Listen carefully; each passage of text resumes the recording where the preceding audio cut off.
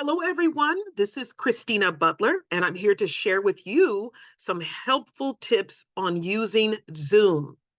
Keep in mind that there may be many of you that are familiar with using Zoom on your laptop or your cell phone. However, this training is in regards to using Zoom in a classroom setting. So there might be some things you're not aware of that you can learn today. This video will not be long, so I highly recommend that you will watch it to completion and learn something new, as well as feel welcome to contact me if you have more questions about Zoom, and I'll be happy to help you at another time. Okay? The agenda for today's training is in two parts. Part one, using Zoom on your laptop. Part two, using Zoom on your cell phone. Now, if you're using Zoom on your laptop, that can also include a desktop computer.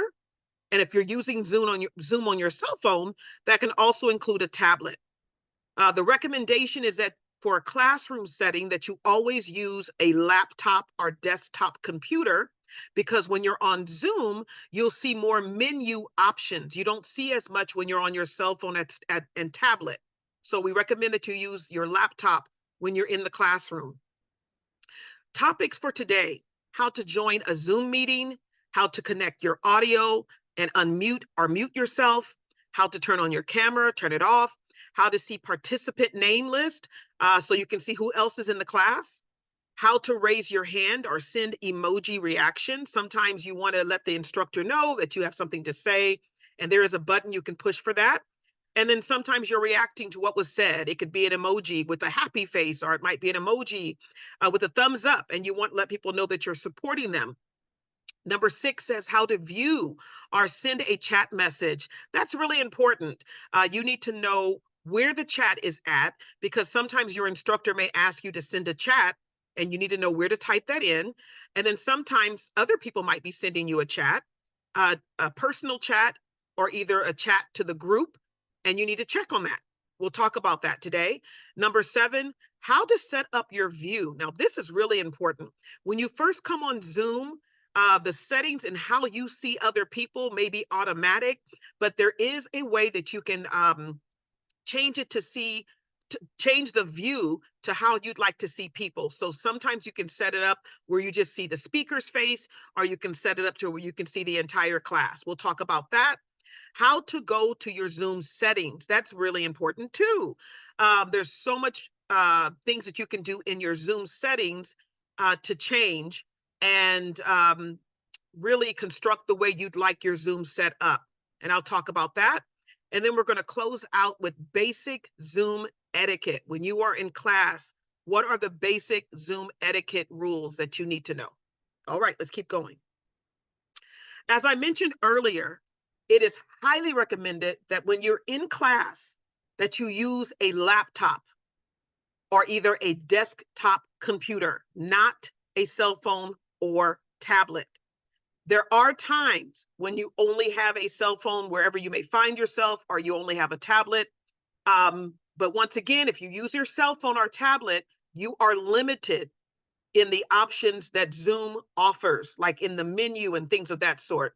Also, if you're in a classroom setting and you're on your cell phone or tablet, you may not see all that the instructor is sending, for instance, in chat, things of that sort. You might miss out if you don't know how to properly work it. When you're on your laptop, the screen or the monitor is wider and bigger, so you'll see things quickly and sooner, right? So that's why we recommend using your laptop for being on Zoom. So the first thing about Zoom is that you first have to receive an invitation if you're going to be in any meeting or any classroom. That's really important. Most of you understand this. And there's two particular different ways you'll receive an invitation. Either it will come as a link where you see the first red arrow, okay? Or it may come as a meeting ID along with the passcode. Sometimes you'll receive an email with all the information together, and it's optional. Whatever you want to do, you can either click the link or you can go to the Zoom page and then type in the meeting ID and the passcode. Now, remember that not all the time is a passcode required. Sometimes you just need the meeting ID And even though you were sent a passcode, it might just jump you right into the meeting without having to type that in. What I recommend is that if you're not familiar with using Zoom and hopping in, I would highly recommend if there is a passcode required, to write that down on a sheet of paper, because when you click the link or when you type in the meeting ID, it's going to immediately prompt you to type in the passcode, and you want to have that ready. Okay, so the fastest way to get into a Zoom meeting is through the link, but sometimes that is not always shared. So your backup plan is using your meeting ID. And if it requires a passcode, type the passcode in. Remember that the passcode usually is case sensitive. So you might have capital letters, small letters, numbers, and you have to type it in exactly how you see it. Okay, but it all starts with getting the Zoom link or either the meeting ID and passcode, whoever is sending it to you. Okay, so like I mentioned earlier, we're going to do part one, which is when you're on your laptop with Zoom. Once again, for those that are familiar with Zoom, stay tuned because you might just learn something you didn't know. And then after we're done with the laptop, we're going to talk about Zoom using your cell phone. Okay. Joining on a laptop. How to get to the Zoom app on your laptop or desktop computer. When you're on your computer, you simply can go to the internet, you download or click the Zoom link when it's sent to you.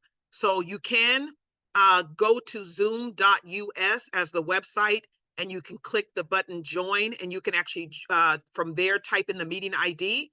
But usually if you're on a laptop, usually you'll receive an email that someone sent you with the Zoom link. You can click it, and when you click it, technically it will automatically download the Zoom app for you. But some of you, just like myself, you have a Zoom account, which is free. Some of you have a Zoom account, which you pay for. I have a free Zoom account, and I did have to download that on my computer first, set up my profile, put my name in, so I can have the same account each time.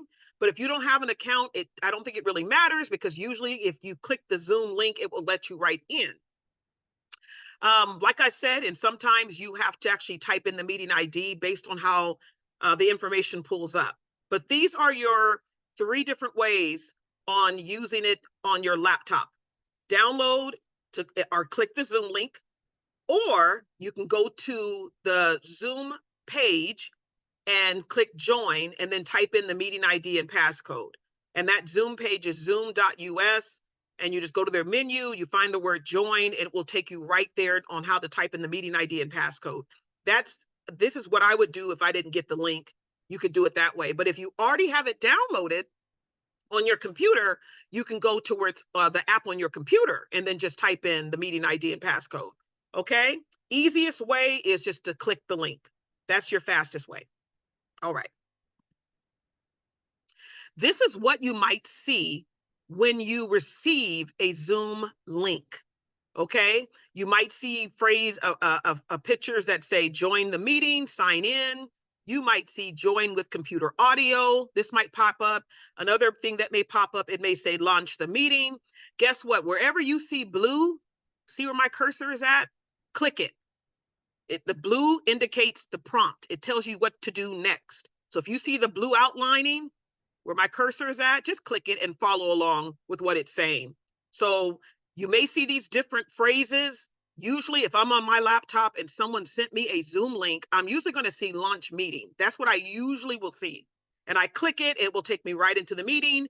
The only way it would not take me into the meeting is if that person has a Zoom waiting room. And so you're kind of waiting to be admitted by the person that is the host, and they're just kind of waiting until they bring all the other people in. So you have to just kind of wait, but you still want to click launch meeting.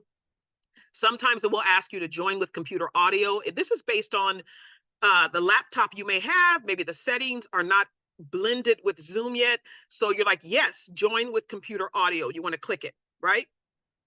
Okay, let's keep going. Here's another illustration of joining a Zoom meeting on your laptop. This is what you'll see, right? You'll see something that says go to a new meeting or join. New meeting is something that you start if you're starting a Zoom. So you're commonly going to go to join, which is the plus sign right here where this little arrow's at. That's if you kind of go, and then you click that, and then it will once again ask you to type in the meeting code or ID. So usually it will land here if you didn't have a link. If you had a Zoom link and clicked it, it probably will do the launch meeting button. Okay. All right. So this is like the Zoom landing page if you're on your laptop. When you get into Zoom, this is usually what you'll see. Now, my settings, my Zoom screen is black. Some people may have settings and your Zoom is a white backdrop. Mine is going to be black, so it might look slightly different than yours, or it might look the same. But as you can see, you'll usually, this is like your screen. You'll either see your image will be here, maybe a picture of you. Oops, excuse me. Or it could be people already on video. You'll see their faces pop up. You might see all that here. Right now, it's just a black screen. And then, so this says Zoom video screen. So right here, you might see a lot more. I just have it black for right now. But right beneath where it says Zoom dashboard menu, this is what, it may not be the same way on your computer. So remember, it may not look the same, but it says, it has your dashboard and it has all the menu of what buttons or images you can push. The images are also called icons, right? You can mute yourself, unmute yourself, start your video so people can see you, or turn your video off. The red slash means that you're muted. The red slash means that your video is off. And there's a lot more here as well. We're going to talk about participants, the chat. When you click that, you can type in a chat to somebody or to the instructor. How to share your screen. We're not going to go too much into sharing screen. We're not going to go too much into recording. That'll be another video. Here's where you can send reactions. So if you want to send a thumbs up, or if you want to raise your hand, this is where you would do it. These other last three that you see where the arrow is at, I don't usually use this. This is usually something the instructor would use. And then there's the end button to get out of the meeting if you want to just exit. Okay, let's keep going. Okay, so I made the icons a little bit larger so you can see them. These are the same ones that were at the bottom of the screen that I was showing you. They're either called icons, they can be called images, or that are on the menu, but menu or dashboard, whatever you want to call it. This is a little bit larger. If you've noticed, I put yellow circles around this little tiny triangle looking button. Okay, this is the button that you would click to go deeper when it comes to your audio. So if you're like, I can't hear anything, or either I want to learn more about my audio, you can click this button and it will drop down and give you another menu. Same for your video. This is a button you can click. So for instance, some of you guys have virtual backgrounds, or you have a blurred background, or you want to put a blurred background behind you when you're on video. That little tiny triangle button will take you there. Okay. Here's another tiny triangle button by participants. And you click that, and once again, it will drop down different options like who's on Zoom. Usually you can just click participants and it will let you know, and it will pop up a screen of who's all there. Here's once again that chat button. And here's once again a tiny triangle right next to it, which has more options for you when it comes to chat. Okay. So I'm not going to go too deep with this, but I wanted just to make the images a little bit larger so you know what to do. So here's an example when you do click that triangle button for unmute. This is just an example. This is the menu that drops up, that will drop down. And it's just saying, oh, do you want to adjust your speakers or things like that, if you want to test. Usually you don't have to do any of this when you're in class. I'm just giving you an example of what may happen if you click that button. Same for your button when it comes to the video. If you click that little triangle button, this whole menu will come and it will say, oh, you want to blur your background? Do you want to use a virtual background? Do you want to go to video settings? It's giving you all these different options. I want to give you an example of what that may look like. Okay, chat or view. This is really important to stay engaged in class. You want to make sure that you can speak, right? But when you're in Zoom, it's very hard to do that. You're not in a real classroom. You're in a virtual classroom. So you can begin to write the chat and write your comments or your questions in the chat. You first have to click the chat icon. It will open up a box and it will automatically be addressed to send to the whole class or to everyone. If you click this little tiny upside down triangle right here, it will give you options on sending a personalized chat. You just find the person's name, maybe it's the instructor, and you can send them a personal chat. But right here, if you want the message to go to everyone, you can just you start typing in. Okay, so you click the chat icon, it pops up a way you can type. And then this is what to the far right is what you'll be seeing. You'll see other people's chats, you'll see your chat and things like that. You can give them a thumbs up or you can give them a reaction as well. Okay. Speaking of reactions, okay, to the top left here, this is your reaction button. You click that and you'll get all these different things that you can, these different emojis that you can push based on how the class is going. Maybe you want to raise your hand, and so when you raise your hand, it will show an image of a hand on your screen, and the teacher or instructor will see that, and they'll know that you have a thought to share.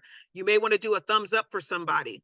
You may want to laugh about because someone just said something. You may want to send a heart because it was very touching what someone said. So when you click these, the whole class can see it. So they'll know, oh, she's happy or he's sad or this, that, and the other. This is optional. Okay. All right. This is really important. Selecting your Zoom gallery, your Zoom setting, your Zoom gallery. Okay. Once again, when you first come on Zoom, it depends on how your settings already are on your laptop. I don't know, but some of you might come up to where you can see everyone's face. You see all the boxes, right? That is called gallery. When you can see everyone, including yourself. When you can only see the speaker or whoever is talking, right? Because Zoom will capture that person's face, whoever's talking currently. That is the speaker view. I'm going to show you a picture of how that looks. What I would recommend is that you always put it in the speaker view so you can focus on the speaker and not on everyone else, because you can get very distracted when it's in the gallery setting. So what you do, you have to go find this image that says view. It's usually in the top right corner, and you click it and it will drop down and give you the options. You can either do speaker or gallery. Let me show you another example. Okay. Here is your gallery view. So a lot of times when you come on Zoom, you can see everyone in the class. To the left, you have the gallery view. To the right, you have the speaker view. As you can see, the bigger picture is the person that is currently speaking. At the very top, you see two pictures above this person's head. That is the minimized gallery. So you can still see other students, but it makes a bigger picture of the speaker. This is what I would recommend when you're in class, because you can focus on the speaker. And if the speaker shares a PowerPoint slide or they're sharing a video, you'll see it larger, right? You'll see all that as well. But right now, let's just say this person's speaking. So once again, highly recommend that you always go to view, which is in the top right corner. Look at my cursor, and it will give you an option. Do you want gallery, which is you see everyone, or do you want the speaker view? And you're like, I want to see just the speaker, and I want to see a minimized version of the gallery. And you can switch it whenever you want. So if you're like, I want to see everybody, you can go back and switch it to gallery if you want to. So you can always swap. Okay. All right. Okay. So on your laptop, once again, you don't have this same, I don't think you have the same layout when you're on your cell phone, but on your laptop, if you want to go into your settings to customize some things in Zoom, I'm not going to spend too much time on this, but you can customize some things in Zoom. You got to go to settings, and to find settings, you got to go to your Zoom landing page. Usually you'll see the picture of yourself because you have your own account. If you don't have a picture, you might see a letter that says your name. That's how you know you're on the right page. You scroll down. You have to click this to say settings. Then it will take you into settings, and there's different settings you can do. You can do video settings, audio settings, how you're sharing your screen. There's so much different options. This is a whole nother day to train you on that if you're not familiar with that. Okay. It even lets you choose light, dark.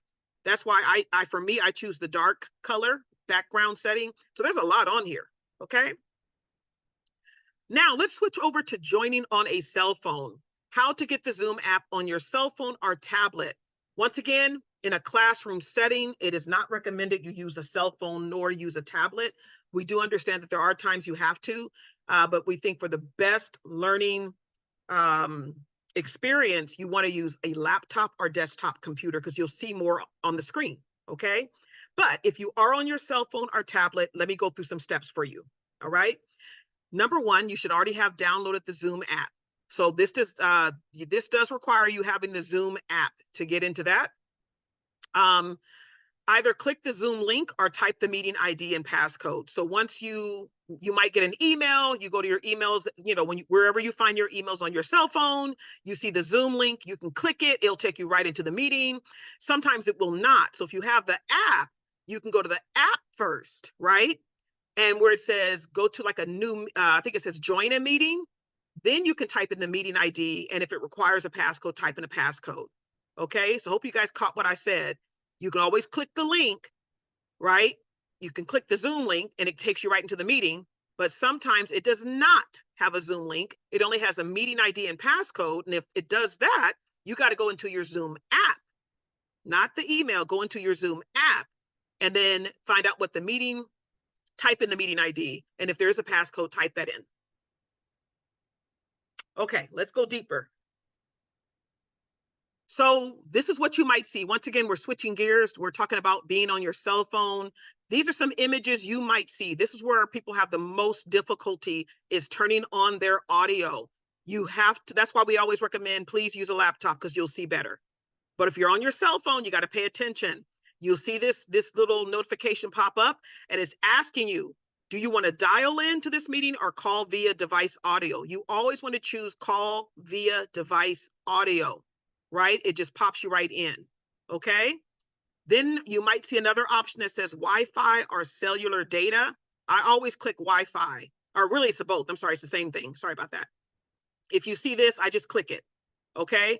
But if you come in through a cell phone, sometimes through your laptop, it will prompt up join with computer audio, but it doesn't look like this. On a cell phone, it will look like this. So you got to pay attention. The other thing on your cell phone, if you notice, this is your menu. These are also called icons. These little images are called icons. I did a circle of a yellow right here. Those 3 dots mean that there's more options. So click that and there might be more options in regards to the Zoom menu. Once again, if you're on your cell phone, it may look something like this. To the left of the screen, you would probably see your picture or your image right here, or you might see other people that are in the class. You'll see all the people's faces, right? Then there is a way that you can also chat when you're on your cell phone. I have a little red dot around that. You click it, and then if you look it to the left, it will take you to this image here. The chat is set up to send to everyone, or you have to choose who it's going to. You type in what you'd like to chat and then send it right here with this blue button. Okay, select a view on cell phone. This is similar to what we were talking about with the gallery on your laptop, right? But here it is on your cell phone. So with your cell phone, you have to swipe to the left or right to see this. Sometimes people get stuck and they just think there's only one option. There is not. You can see yourself, or you can see the main speaker and it will have a tiny image of yourself. You can see all the people, but you have to keep on scrolling because it can only hold so much faces, right? On your Zoom, right? And you have to just keep on, but you have to keep on, I think, swiping to the left or right to see everyone's face at one time. What I recommend is that you always have it in speaker view. So swipe, in this case, this illustration says swipe to the left and you'll see who the speaker is and you'll see a tiny picture of yourself. And once again, that speaker may not be the instructor, whoever is speaking. So it might be a student that's speaking and you'll see them, right? But it's just less distracting. That's just my personal opinion, that you always have it on the speaker view. Okay, in closing, we're almost done. In closing, I'm going to leave you with a few tips and etiquette for online meetings. Some things you probably already know, but I want to remind you there is etiquette when using Zoom. Mainly to be respectful of the class you're in, the meeting you're in, and also to really protect yourself. Because keep in mind that if you're on Zoom, it may be a recorded session or someone else may be recording that you don't know. And you want to make sure that you're being very careful with what you share. So here are some tips, okay? Check that you are always on mute unless you are speaking. Remember, Zoom is not a regular classroom. You are virtual. It is very hard to hear everyone talking at one time virtually. So it does take a little time to get used to, but the first thing I do is always put myself on mute, because one little sound on your end can mess up the whole class. They can hear when you're moving. They can hear when you're talking. They can hear when you're eating, because that microphone on your phone is so powerful. You must be on mute, okay? That's the first thing you should do. The other thing I would recommend is when you first come in on Zoom, you should have your camera off. I would highly recommend that, because you can actually go into your settings, and that's what I do. When I go into my settings, I go to my audio settings and I go to my visual settings, and there's a button you can push that makes it automatically on mute whenever you come into a Zoom meeting. And there's another button you can push that automatically pushes you, automatically has your video turned off when you enter Zoom. I would highly recommend you do that because God forbid, if you have an embarrassing moment and you have the video on and you're dressing or something like that, we can all see that. So I would highly recommend that you take your time when you log into Zoom. If you don't know how to go into your settings, I can teach you that at another day. So in the meantime, always stay on mute. Always have your camera off until class starts or until you're ready to be on camera because we don't want anyone getting embarrassed. Okay. Another recommendation, wear headphones to hear better. It is really hard to hear on Zoom sometimes. I would recommend that you wear headphones. And if you can, get the headphones that come with the microphone. I just was at Best Buy and I found a headphone set that came with the microphone, the one that you put on your head. And it had a built-in microphone, the kind that kind of slides over like a customer service one. I wish I had a picture of it. Only $20, $20. And it works really well. You just plug it into your laptop. Okay. Now, if you have a cell phone, it might be different. You got to get a different kind of headphone. This is also important. Check the chat for messages or to send a message.